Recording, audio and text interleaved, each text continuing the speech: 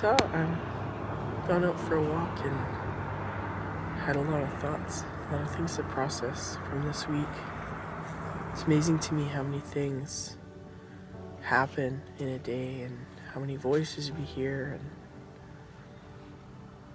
how do we process it all? How do you take in the amount of information we take in and process it to the place where you sift out the stuff you don't want and you keep what you're going to keep and produce something from that and make your choices out of that?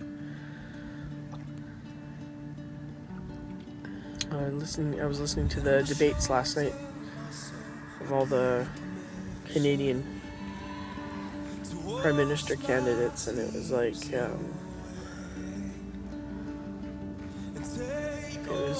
it was interesting to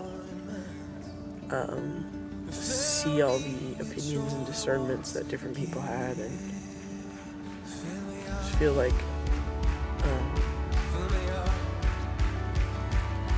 we're doing pretty good, except we're doing kind of bad, that there's a lot of debt.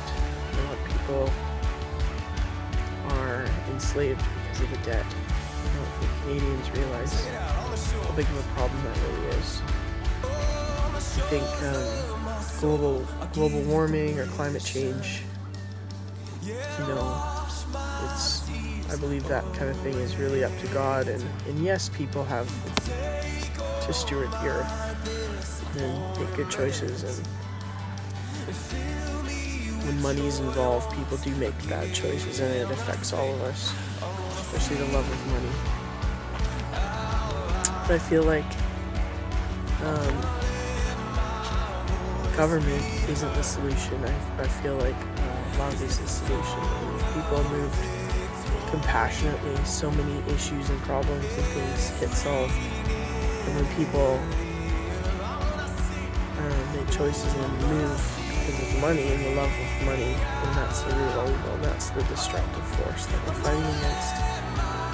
So I mean, I'm a Christian, and I believe in this spiritual battle that's going on, good versus evil, and to listen to these leaders and try and figure out who's loving on purpose, who's serving on purpose, who's greedy, who's sold out to money, who's motivated by what, and then trying to discern who's who and who really is the best leader and who's probably going to be the most likely leader.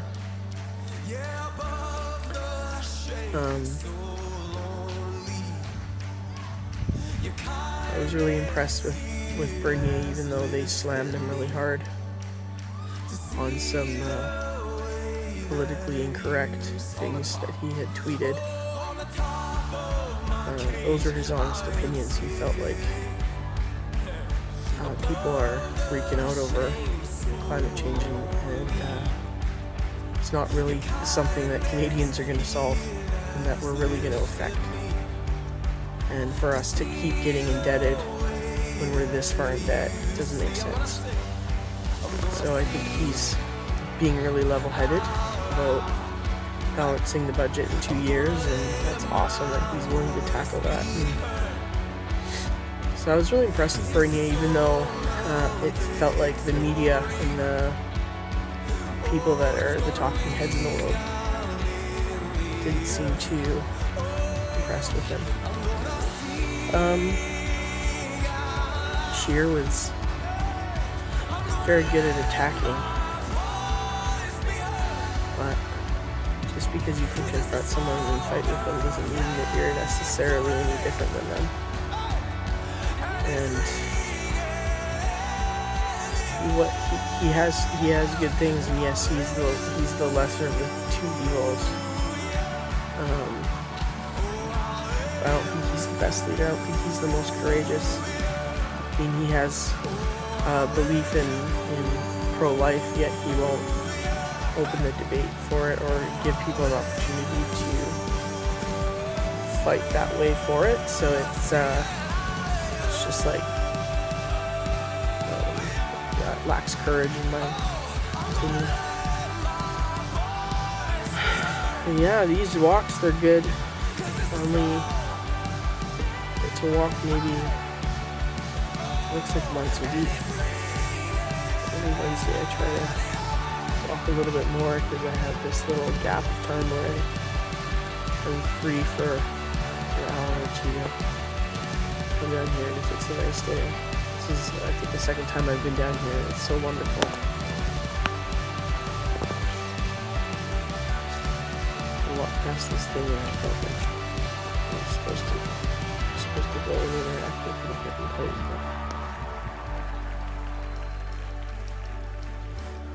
it. Yeah, I just feel like people have a hard time discerning all the voices that are coming at us and what kind of effect and what does it matter what we all think, in relation to who we are and our voices. But God cares about us. He cares about our thoughts and our actions, and He cares about the motive of our heart.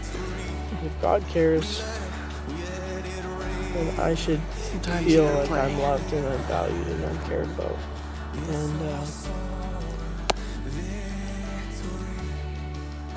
And the first 10 years of my life, I'm 40 now. The first 10 years of my life I was a kid. Second 10 years of my life I was a teenager and I played a lot of volleyball. Third 10 years of my life I was a paramedic, missionary. And now I'm 40 and I wonder what this has in store. Now I'm a mom, parent, and a wife. And that fills your life incredibly full, and I feel like I have a very blessed, full life right now. I don't have a whole lot of time to, like half a life ago, I used to myself and go on these walks. This is like just going to be amazing to me that I've been able to walk down the beach by myself. Funny thing, being 40 years old. For the second time now. And get out here and be able to try and process my life. Process all these voices and things that are going on in the world.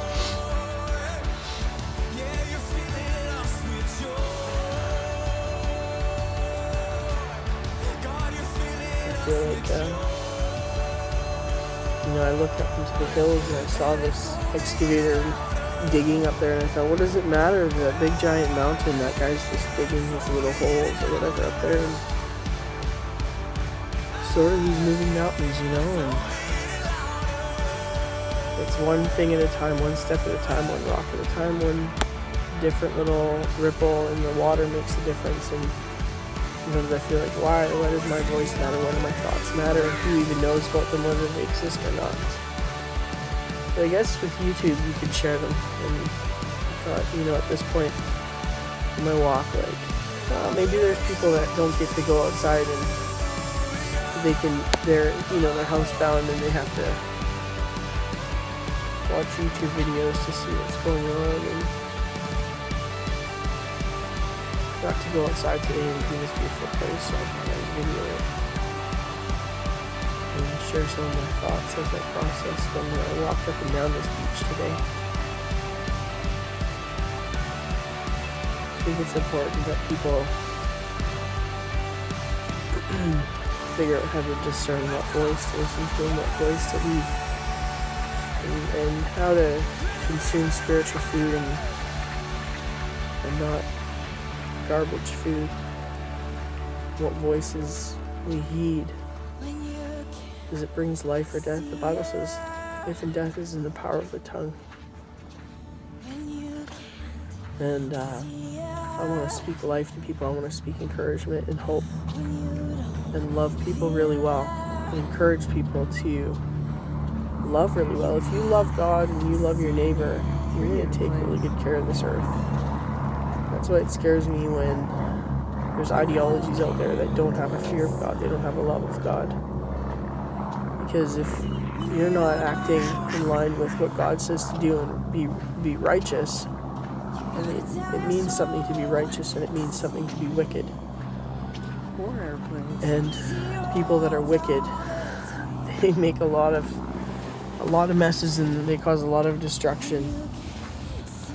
And it's out of selfish motives and selfish ambition that these disasters happen. I just hope and pray that people would be wise and make good choices for the country and for the future of the kids. You know, a group of kids just came on the beach. They're all in their little yellow vests from preschool, and I just think, like, are these kids going to be made to be fearful of something they can't control and be scared of climate change? Or are they going to be, you know, secure in who they are and that they're loved children of God, that, you know, He put the sun where it is, exactly where it needed to be. We would freeze or burn if we were in any different of a position, and God has precisely created things perfect, absolutely perfect. And yes, there's a devil, and yes, there's wickedness and evil in the world that has some power, but not really.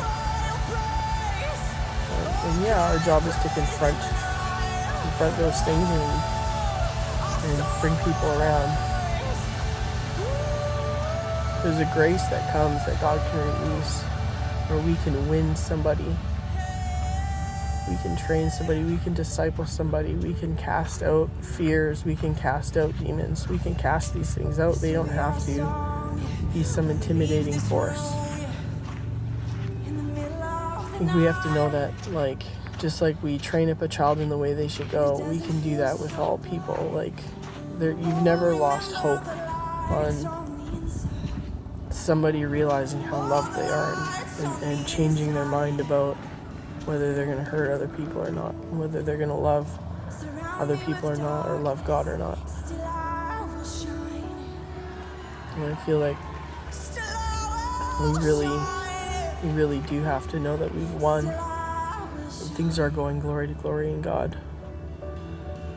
We live in a beautiful, beautiful world, and there's hope for dreaming and creativity. Hard to believe a beautiful day like today. I just hope that Get the beach to yourself. people don't feel discouraged or they don't feel powerless You've been here for an in hour our already. reality, because no matter how big or how small, Good people in we the might dark. feel God cares and God's watching and He values you It's wonderful here. and He values me and my Beautiful Okanagan. thoughts and feelings and British Columbia, ideas and Canada. desires. And so I hope you have a good day It's Wednesday, and feel encouraged and know that morning in you October matter, even though 2019. a million suns can fit inside, a million earths can sit inside the sun, and we're so much smaller than the earth ourselves. God cares about us and He knows about us.